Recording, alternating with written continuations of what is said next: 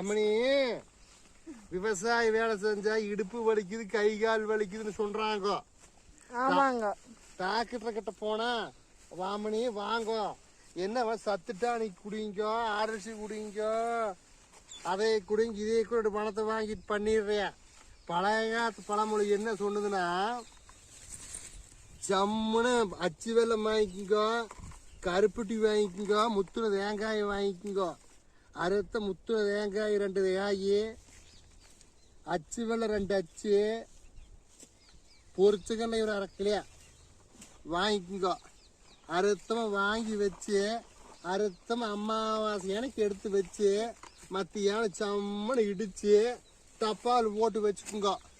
பொழுதோட உப்புமாவோ கோதுமை தோசையோ சமையல் பண்ணி சாப்பிட்ற போது ஒரு 75 கிராம் சேர்த்திட்டு வாங்க. இடுப்பு வலி முழங்கால் வலி எதுவும் வராது. அதை சாப்பிட்டாட்டு அந்த காசை மனுஷன் கூட 85 வருஷம் ஆனாலுமே நல்லா வேலை செஞ்சாங்க விவசாய வேலை.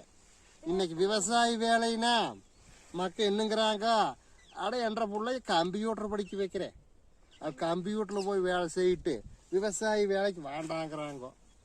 அந்த விவசாயம் இல்லைன்னா சாப்பிட்றதுக்கு எங்கிருந்து வரைய இந்த மாதிரி நான் தெம்பா பண்ணி சாப்பிட்டு பாடுபட்டாத்தே மக்களுக்கு காய்கறி வேணுங்கிற உண்டு பண்ணி கொடுக்கலாம்.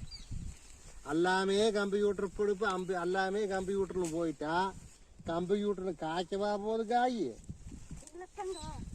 இப்படி எல்லாம் நாட்டில் உங்க புள்ள வயமே அப்படித்தான் அளவா படிக்க வைக்கோ.